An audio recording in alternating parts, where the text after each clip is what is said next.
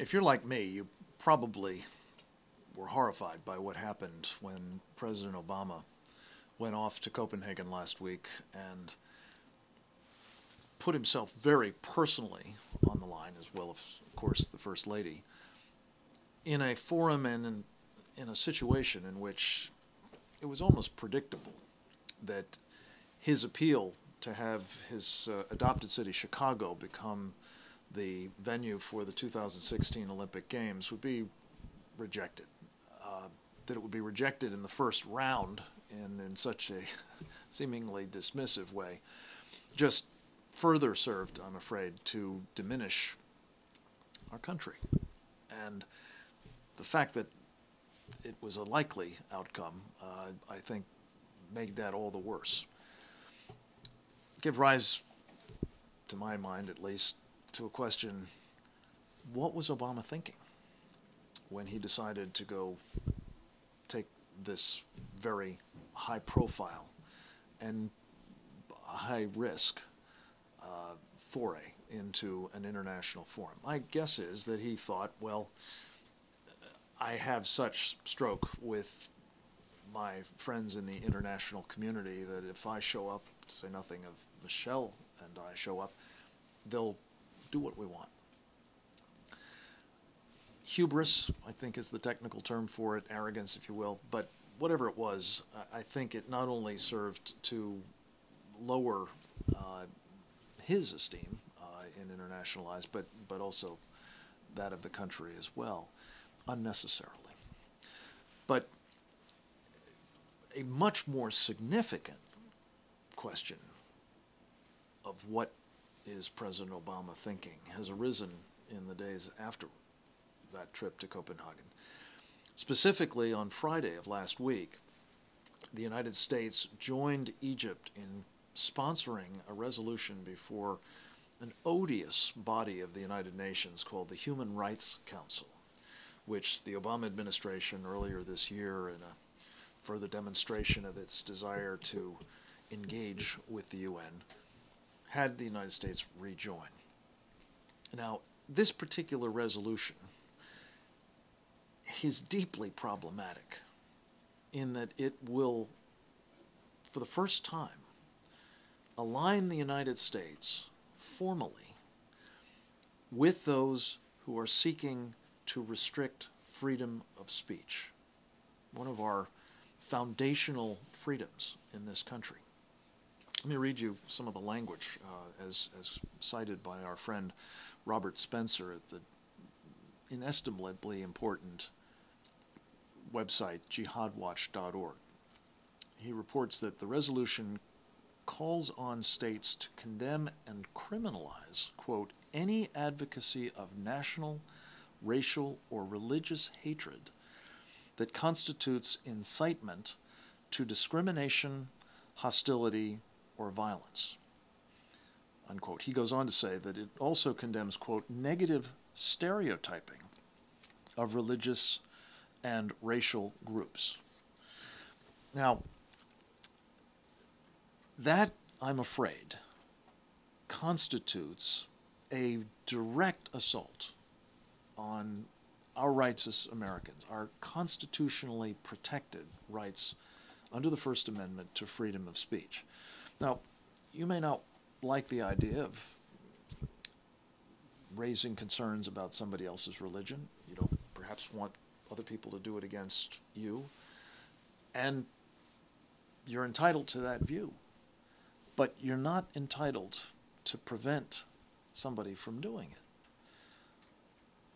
And this is really the problem, that we now face, I'm afraid, not only this new international norm, as it's being called, taken more or less directly out of the playbook of the Organization of the Islamic Conference. I call it the Muslim Mafia. It's a group of 57 nations that have for years been trying to suppress freedom of speech when it comes to conversations about information sharing concerning and factually based criticism of notably what authoritative Islam calls Sharia, this theopolitical legal program we talk about here a lot.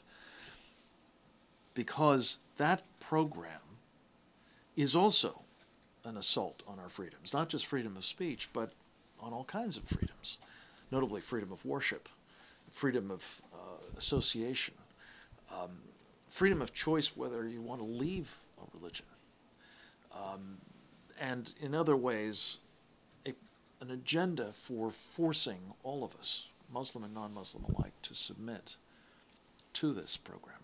Now, what makes this development, this new international norm, tracking with, as it does, much of the Organization of the Islamic Conference directions with respect to suppressing freedom of speech when it comes to discussing Islam or Sharia or jihad or any of the other aspects of this program that are so troubling, is that now, in the Obama administration, starting, I believe, with the president himself, but most especially with the top official of our government responsible for international law and our adherence to it, namely Harold Koh, the State Department's legal advisor, we have people who believe, they call themselves transnationalists, who believe that these sorts of international norms should be considered at least on a par, if not superior to, our Constitution and the laws that are promulgated pursuant to it by the institutions established in accordance with it. So here's the thing. You take a Harold Koh and his agenda of making laws from overseas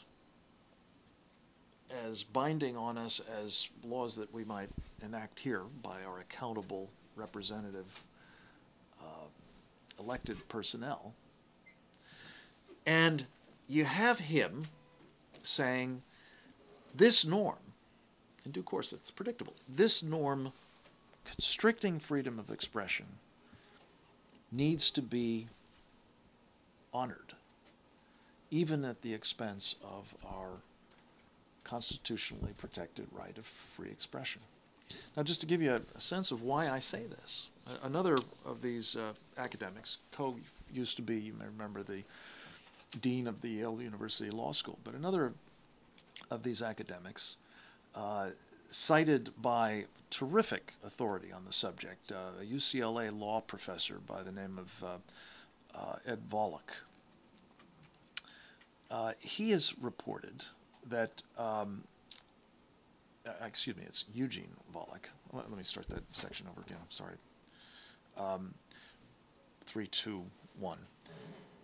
Let me give you an example of why I say this is coming down the pike. One of Harold Koh's former colleagues in academia, Koh was previously the dean of Yale University Law School, a professor at UCLA Law School, Eugene Volokh, who writes a terrific blog called The Volokh Conspiracy, noted in a posting about this freedom of speech business a quote from another academic, Professor Peter Spiro, who is a very strong proponent of this transnationalist agenda. And Spiro says the following, quote, "An international norm against hate speech would supply a basis for prohibiting hate speech, the First Amendment notwithstanding." So this is a threat, I believe. A threat in the first instance spawned by those who seek to prevent us from talking about or understanding what Sharia is about. Compounded now by the Obama administration, which has aligned itself with the proponents of that agenda.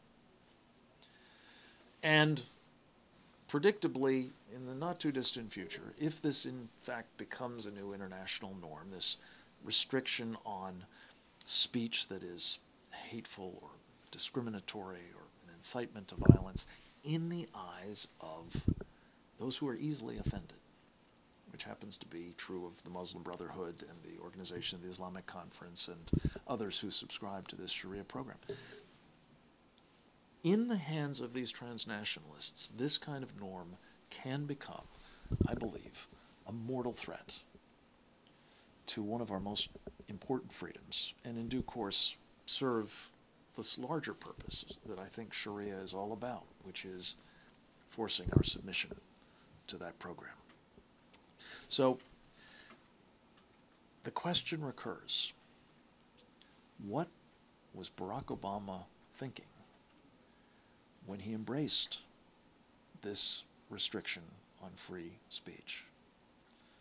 And now the question is, are we going to let him get away with it?